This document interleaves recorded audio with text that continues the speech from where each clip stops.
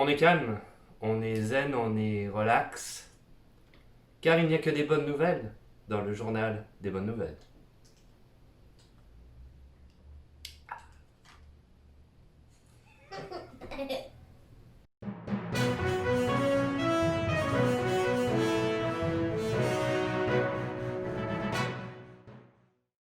Environnement. Alors au niveau de l'environnement, on a la création de la première plateforme hybride qui peut générer de l'énergie naturelle, donc naturellement plutôt, de l'énergie naturellement, donc de l'énergie propre, qui est absolument pas polluante d'une quelconque manière que ce soit. Cette station flottante, en fait, elle utilise plusieurs forces combinées, donc la force des vagues, du vent et du soleil grâce à des panneaux solaires qui sont installés sur le dessus de la plateforme. C'est vraiment bien. Elle s'appelle The Maritime Energy Generator et elle est développée par la compagnie allemande du nom de SynPower. Le docteur Philippe Sinn, qui est le CEO et donc fondateur de cette compagnie, a dit de la plateforme, c'est sûr qu'il dira que du bien, c'est lui qui l'a créée, la plateforme flottante peut fournir une île en électricité ou encore contribuer à l'implantation de fermes maritimes offshore. Ça c'est vachement bien, notamment pour les îles. Tu sais comment ça fonctionne les îles. Il y a certaines îles, par exemple, c'est sûr que l'électricité ne se rend pas jusque-là. Donc ils fonctionnent souvent avec des génératrices qui, bien sûr, consomment de l'essence, ce genre de choses-là. Donc ça peut être quand même ultra polluant, c'est souvent très cher. Donc cette plateforme-là pourrait permettre de faire quand même pas mal d'économies et surtout d'être meilleur pour l'environnement et beaucoup, beaucoup moins cher. C'est une plateforme qui disent facilement réparable et avec un entretien qui génère très peu de coûts. Donc c'est ce que je disais tout à l'heure. Elle est capable, quand ça fonctionne bien, il faut quand même qu'il y ait des vagues. Bon, c'est pas tout combiné, donc s'il y a du soleil, c'est bon. Si par exemple il y a une sorte de petite tempête, il va y avoir des vagues, il n'y aura pas de soleil, donc c'est bon. Donc ça quand même, la plupart du temps, ça fonctionne assez bien. Elle peut générer jusqu'à 26 kilowatts d'énergie. Pour le moment, il y a un prototype qui existe depuis 2 ans au bord des côtes grecques. C'est en essai et le docteur Philippe Sinn a déjà essayé de présenter donc, cette plateforme à plusieurs dirigeants européens et américains qui sont venus voir et qui ont l'air d'être quand même assez intéressés par cette nouvelle technique. Donc j'imagine que ça va être une technique qui pourra être très développée dans le futur avec des plateformes géantes qui pourront fournir beaucoup d'électricité de manière propre.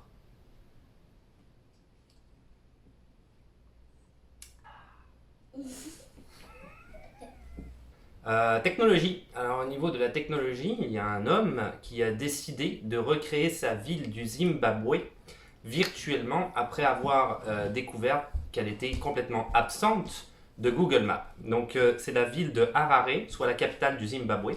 Cet homme-là s'appelle Tawanda Kanema.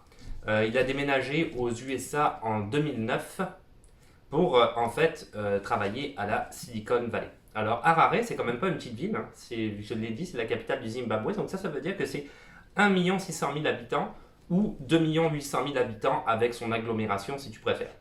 Donc il est allé voir en fait Google, il s'est porté volontaire pour le faire sans être payé. Et il a dit moi je vais aller mapper, c'est comme ça qu'on le dit, complètement cette ville. Donc ça ne me dérange pas, vu que c'est ma ville natale. Il a emprunté une caméra à Google qui lui a prêté sans aucun problème, une caméra avec laquelle tu peux filmer à 360 degrés, qu'on utilise justement pour faire ce qu'ils appellent le mapping dans Google Maps. Et il est parti du coup à Harare et il a filmé pour à peu près 3000 km de route et même de lieux de route de safari aux alentours de Harare. Pour ce faire, il a quand même dépensé la modique somme de 5000 $, qui n'est autre que son argent personnel quand même. Comme je dis, il le fait vraiment à titre bénévole. Donc, il s'est créé un compte Instagram et il est un petit peu présent sur les réseaux sociaux. Et grâce aux réseaux sociaux, il récolte un petit peu d'argent pour continuer à le faire. Plus récemment, puisque de toute façon, il n'est pas payé pour ça, mais plus récemment, il y a une première nation, la nation Mushkegowuk. Je veux pas dire n'importe quoi, j'ai du mal à prononcer, je suis juste un pauvre occidental qui connaît pas bien ça, mais je fais ce que je peux. Donc Mushkegowuk, quand je dis pauvre occidental, bien sûr c'est très péjoratif pour moi. Je suis quelqu'un d'un culte, c'est ça que je veux dire. Donc une Première Nation au nord de l'Ontario qui n'avait pas du coup de mapping de leur route gelée.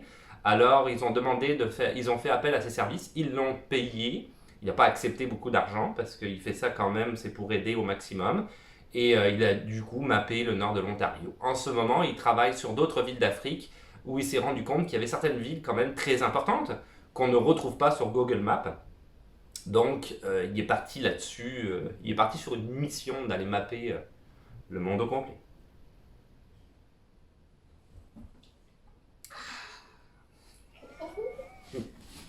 Divertissement. Divertissement, un couple britannique a créé un nouveau jeu de société, type quiz, hein, ce genre de jeu-là, et empoche la modique somme de 184 000 dollars durant les 2 mois de confinement, rien que ça. En fait, c'est vachement bien. En fait, c'est Grant et Jordana Sanderson qui ont vu d'ailleurs la vente de leur jeu, et je vais expliquer en détail c'est quoi, augmenter juste à peu près de 1000% pendant les 2 mois. Le jeu s'appelle Shot in the Dark. Il est fait de cartes en fait, posant des questions comme ça, basées plus ou moins sur le hasard. Et l'impact de ce jeu-là pendant le confinement, puisqu'il a été créé en fait début 2019, c'est que c'est un jeu que tu peux jouer très facilement grâce aux plateformes Zoom, Skype, etc. et te réunir en famille virtuellement, jouer à ce jeu-là autour d'une bonne bouteille de vin, pourquoi pas. Bref, passer quand même une soirée assez sympathique avec des amis ou la famille. Je vais donner 2 exemples de questions que tu peux retrouver dans Shot in the Dark. Première question, combien de litres de peinture ont été nécessaires pour recouvrir la Maison Blanche? Donc je te laisse réfléchir. J'ai pas la réponse. À quel âge un enfant atteindra la moitié de sa taille adulte? C'est le genre de questions que tu retrouves comme ça dans le jeu. C'est des questions très intéressantes, mais voilà, ça fait pas appel vraiment aux connaissances. Ou en tout cas, si tu sais combien de litres de peinture ont été utilisés pour la Maison Blanche, t'es vraiment un caïd, t'es super fort. C'est des choses que je pense que les gens ne savent pas a priori. Pour te donner une idée, au lancement du jeu, donc début 2019, quand il a été créé, il vendait à peu près en moyenne, c'est toujours une moyenne, 5 jeux par jour. Pendant le confinement, les 2 mois, ils sont montés à peu près 200 jeux par jour. Donc ça t'explique un petit peu cette augmentation de 1000%. Tu pourras retrouver le jeu en vente, donc il est en anglais, évidemment, je ne sais pas s'il a été traduit, mais tu pourras le retrouver en vente sur la plateforme Amazon pour 11 livres 99, puisque c'est des Britanniques, c'est donc en livre. Comme je te dis encore une fois, je ne sais pas s'il est disponible en français. Il n'est pas disponible pour l'Amérique du Nord, donc nous on ne pourrait pas l'avoir ici. Mais tu peux le commander très facilement en Europe, peu importe où tu te trouves. Très bonne idée. Grant et Jordana Sanderson. Type. Merci. Canada News, des nouvelles du Canada. Une immense caverne canadienne pouvant abriter, ça te donne un petit peu une idée de la taille, la Statue de la Liberté. C'est pas une petite grotte. Elle est à l'étude depuis 2 ans, elle a été découverte en 2018. Elle se situe en Colombie-Britannique, plus exactement au sud de l'Alaska. Pour te donner une petite idée du côté un peu gigantesque de cette grotte, de cette caverne, l'ouverture de la grotte est à peu près de 100 mètres de long par 60 mètres de large. À l'entrée, tu peux voir jusqu'à une distance de 183 mètres de profondeur. Alors évidemment, ça va prendre des jumelles. L'être humain, je ne pense pas qu'il puisse voir à 183 mètres de distance. Mais ça te donne un petit peu une idée des tailles gigantesques de cette grotte. Alors cette grotte n'a été découverte qu'en 2018 parce que jusque-là, elle était recouverte par un mini glacier. Donc on ne savait pas, on n'avait aucune idée de son existence, et avec un petit peu les réchauffements climatiques et tout ce qui s'ensuit, tout ce dont tu es au courant, le mini glacier, il a fini par s'éteindre, il a fondu comme neige au soleil, et on a découvert cette grotte-là. Elle a un surnom, mais elle n'a pas de nom pour l'instant, je vais revenir là-dessus. Elle a un surnom, ils l'ont appelé The Sarlacc Pit. Alors si tu connais un petit peu, si tu aimes un petit peu le cinéma, c'est une référence au Retour du Jedi, notamment il y a une scène anthologique où Harrison Ford, Luke Skywalker et Han Solo se battent comme ça sur l'espèce de vaisseau volant dans le désert sur Tatooine, me semble. C'est Tatooine. Et à un moment donné, tu as le fameux Boba Fett qui, notamment, il n'y a pas que lui, mais est plongé dans un trou béant où il y aurait un monstre qui te digérerait pendant des millions d'années, le Sarlacc Pit. Donc c'est pour ça qu'ils l'ont appelé comme ça. Cette grotte est protégée par le gouvernement canadien afin que les scientifiques y aient un meilleur accès et puissent l'étudier de la meilleure manière possible. Ils ne veulent pas que les scientifiques soient dérangés, ils ne veulent pas que des gens viennent comme ça, même déranger la grotte, je te dirais, tout ce qu'il y a autour qui pourrait être étudié par les scientifiques et sans faire attention, qui pourrait comme ça endommager certaines parties, parce qu'ils étudient aussi toutes les strates de rochers et tout qu'il y a dans cette grotte-là. Donc tu peux avoir une amende si tu es genre Instagrammeur ou autre de 1 million de dollars si jamais tu te trouves à te balader proche de cette grotte-là. Donc c'est pas fait pour se balader pour le moment. Elle est très très dure pour les scientifiques à étudier et ça fait 2 ans qu'ils l'étudient parce qu'en fait la grotte est submergée toute l'année sauf pendant un mois, le mois de septembre, jusqu'à des fois mi-octobre, mais la plupart du temps jusqu'à début octobre. Donc ils n'ont qu'un mois par année pour aller essayer d'étudier cette grotte-là de la meilleure manière possible. Ils savent aussi, et ils sont quasiment sûrs, parce qu'ils ont réussi à faire rentrer un hélicoptère à l'intérieur pour la cartographier, ils sont quasiment sûrs en fait que ça serait le début d'un réseau souterrain de grottes, donc une énorme grotte qui comme ça communiquerait avec plein d'autres grottes, et ça serait phénoménal pour ces scientifiques-là de pouvoir découvrir plein de choses hallucinantes. Par rapport à eux, je ne suis pas scientifique, je ne sais pas c'est quoi leur recherche exactement, en plus c'est plein de scientifiques de plein de domaines différents. La grotte en tant que telle, elle s'appelle le Sarlacc Pit, mais c'est pas un nom officiel, elle n'a pas encore été baptisée officiellement. En fait, le gouvernement attend de rentrer en consultation avec les Premières Nations du territoire où la grotte a été trouvée afin de lui donner un nom qui va convenir à tout le monde, peut-être même un nom directement des Premières Nations. Une autre gorgée. C'est du bien. Science, un médecin chercheur, le genre de médecin qui cherche, qui fait des recherches scientifiques, a trouvé une manière d'éliminer l'agressivité du cancer du sein. Alors pas n'importe quel type de cancer du sein, je vais rentrer en détail là-dessus. Ce monsieur-là s'appelle le docteur Reza Izanpana, et il réside en tant que chercheur, médecin résident à l'école universitaire de Tulane, à la Nouvelle-Orléans, aux États-Unis. En fait, il a découvert le rôle de 2 gènes, plus particulièrement dans le TNBC. Ça, je vais le dire en anglais parce que je n'ai pas trouvé en français, c'est le Triple Negative Breast Cancer. Triple Negative Breast Cancer. C'est la forme la plus violente du cancer du sein, avec quasiment aucune chance de rémission, un traitement inexistant, donc tu as très peu de chances de survivre en fait, et c'est ultra rapide. Lui, ce qu'il a réussi à faire, c'est qu'il a été capable pas de supprimer ces 2 gènes-là, mais de les rendre complètement silencieux. Et en fait, ces gènes-là, ce sont des gènes qui sont responsables du développement des tumeurs et par la suite même, une fois que les tumeurs sont développées, de la propagation du cancer à travers le métabolisme qui va devenir donc un cancer généralisé.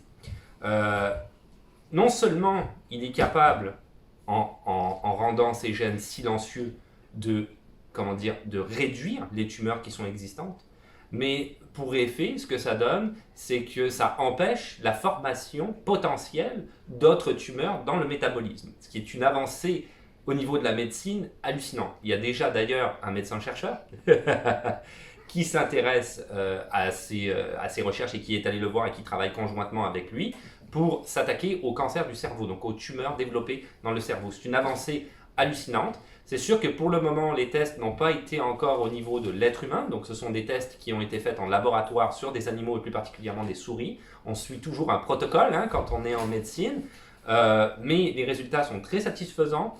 Ils attendent l'appui du gouvernement américain, mais ils vont l'avoir dans les jours qui suivent, c'est certain. Ils en sont sûrs à 100% parce que même le gouvernement a dit que c'était purement administratif et qu'ils étaient déjà en train de remplir les formulaires pour ça. Et ils vont pouvoir faire des tests clinique sur l'être humain. Donc on s'engage quand même dans une voie très positive par rapport au cancer. Bravo, Dr Reza Izanpana. J'ai changé, maintenant je bois un petit peu d'eau, un tout petit peu. Ça rafraîchit. Politique. Alors en politique, Twitter, Facebook et Instagram ont supprimé une vidéo dite virale de Donald Trump en raison des droits d'auteur. Alors, la vidéo que Donald Trump avait fait se voulait en fait un hommage à George Floyd, donc on est en plein dans l'actualité, hein, tu sais exactement de quoi je parle, à moins que tu vis sur une île déserte. On en parle partout, du malheureux George Floyd. Donc il avait fait cette vidéo-là un petit peu voilà, sous fond de campagne électorale. C'était un petit peu de mauvais goût, je te dirais, un petit peu décalé, comme d'habitude, hein, c'est Donald Trump. Mais voilà, Donald Trump s'était mis en voix off sur des images qui appartenaient à une chaîne de télé, et la chaîne de télé, ne voulant pas être associée à la symbolique Donald Trump, a décidé d'aller vis-à-vis des droits d'auteur et de faire parler un petit peu comme ça les droits d'auteur, et ils ont gagné, hein, naturellement. Donc Instagram, Twitter et Facebook ont décidé de retirer cette vidéo là. Faut te dire que c'est pas la première fois que ça arrive.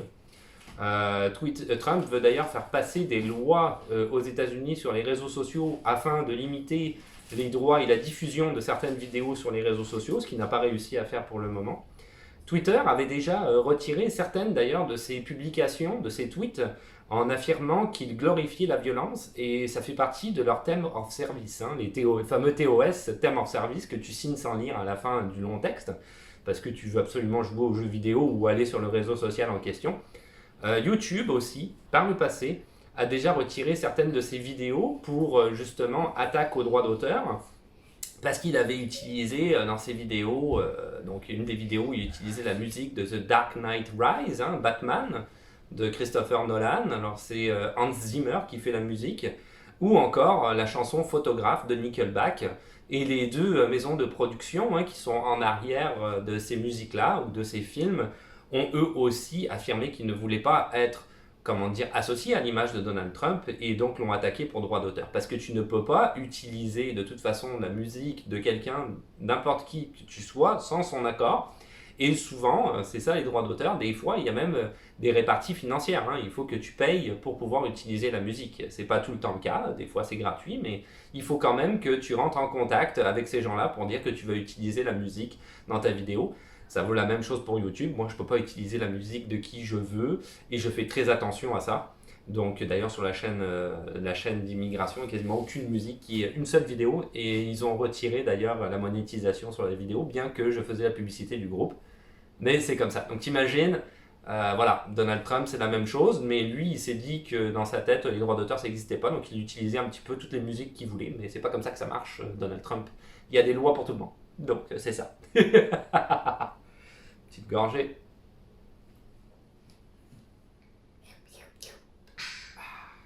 Ça fait du bien. Ça fait du bien. Il fait chaud, il fait chaud.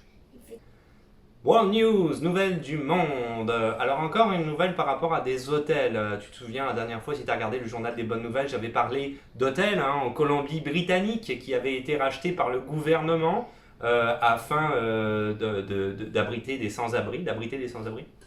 Bref, là, on part en Angleterre. Alors là, ce sont un hôtel, plus particulièrement, qui a aussi ouvert à des sans-abri. En fait, c'est le Fones Hotel à Worcester, en Angleterre. Ça, c'est un hôtel 5 étoiles qui a dû fermer quand la pandémie s'est déclarée. Et au lieu de fermer, en fait, il a décidé de rester ouvert, tout simplement, et d'ouvrir ses portes gratuitement aux sans-abri du coin.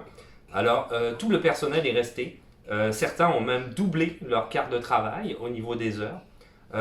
Les occupants, ils ont trouvé ça extraordinaire, évidemment. La plupart des sans-abri, en fait, tous les sans-abri qui sont venus dans cet hôtel-là ont trouvé ça génial. Donc ils ont décidé, eux, d'essayer de rendre l'appareil en aidant. Donc ils ont aidé, ils ont fait des tâches connexes, ils ont fait des rénovations. Il y en a un qui monte un mur comme ça à l'extérieur de l'hôtel qui avait besoin un petit peu de rénovation. D'autres font du jardinage. Donc ils essayent d'aider au maximum, c'est vraiment bien. Évidemment, tout l'alcool a été retiré des minibars. Là, il dit c'est juste pour éviter une tentation aux gens qui souffriraient d'une quelconque addiction, hein. C'est évident, tu ne veux pas non plus être là pour propager cette idée-là. Les employés du restaurant sont restés sur place 7 jours sur 7 afin de livrer des repas directement dans les chambres 3 fois par jour, dans des contenants recyclables. Tout ça pour éviter évidemment la propagation du coronavirus. Et en même temps respecter la distanciation sociale. Évidemment, les sans-abri trouvent ça magnifique. Il y en a certains qui ont donné des témoignages en disant « j'ai jamais vécu ça de toute ma vie, je dors dans un lit extraordinaire ». C'est quand même un hôtel 5 étoiles, c'est pas rien. L'hôtel, dans son effort, s'est d'ailleurs joint à une fondation tournée vers la charité pour les sans-abri. Donc tout ça est vraiment, vraiment bien. Et quand tu regardes en fait en Angleterre, tous les autres hôtels, hein, qui sont 5 étoiles et moins, il n'y en a aucun qui a ouvert et qui a fait comme ça, qui a essayé d'aller de l'avant pour aider les gens les plus démunis, ceux qui en avaient le plus besoin. Donc une très belle initiative de la part de cet hôtel-là. C'est vraiment quelqu'un qui a fait ça, qui a un grand cœur. La personne qui est responsable de cet hôtel et tous les gens et tous les employés qui ont participé. Donc c'est vraiment, vraiment bien. Je lève mon verre haut à cette personne-là dont je ne connais pas le nom. On lève notre verre.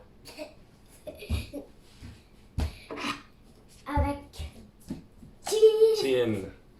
On finit avec la petite anecdote du jour. Tu le sais, ou en tout cas peut-être tu ne le sais pas, oui c'est sûr que tu le sais, chaque pays a un animal emblématique. Donc si je prends le Canada par exemple, ça va être le castor, la France le coq, bon c'est les deux seuls que je connais. Après chaque pays a le sien. Pardon, l'animal emblématique de l'Écosse. Eh ben, l'animal emblématique de l'Écosse, c'est la licorne. Alors, la licorne, c'est un animal mythologique, mais ils ont décidé, l'Écosse, de la prendre parce que, selon les Écossais, elle représente en fait à la fois la dominance et la chevalerie, mais alliée à la pureté et à l'innocence, tout ça dans la mythologie celtique. Donc, licorne, moi j'aime ça les licornes, c'est parfait. Donc, licorne, ouais, Écosse, ouais, ça va bien ensemble, je pense. Kilt, licorne, ouais, pourquoi pas. Pourquoi pas. Et voilà, c'est tout pour aujourd'hui. Alors, pour te prouver que j'aime bien les licornes, je suis pas un Écossais, mais j'aime ça les licornes, ça c'est le protège, c'est ce qui protège mon téléphone. Donc je sais pas si tu vois, il y a plein de licornes partout. J'aimais ça, avoir ça en fait quand je travaillais à l'école parce que les enfants me posaient tout le temps des questions. Tu peux pas aimer les licornes, t'es un garçon et tout. Et je faisais exprès en fait. Et je dis ben non, j'adore les licornes. Pour un peu comme ça casser les stéréotypes de les filles aiment le rose et les filles doivent absolument aimer les licornes. Ben moi Bref. j'aime le rose et Oui. moi je suis pas une fille. Hein. Non, absolument. Donc voilà, c'est tout pour aujourd'hui. Donc pour le reste, on y va comme d'habitude. Si tu veux t'abonner, parce que c'est plus facile de savoir quand est-ce qu'une nouvelle vidéo va sortir. Des questions, des suggestions ou des commentaires dans les commentaires. Un petit pouce bleu, parce que ça fait toujours plaisir. Le compte Instagram qui existe toujours. Et on se dit ciao, bye. à la revoyure. À la revoyure. Ciao, bye. Na, na, na, na. Santé.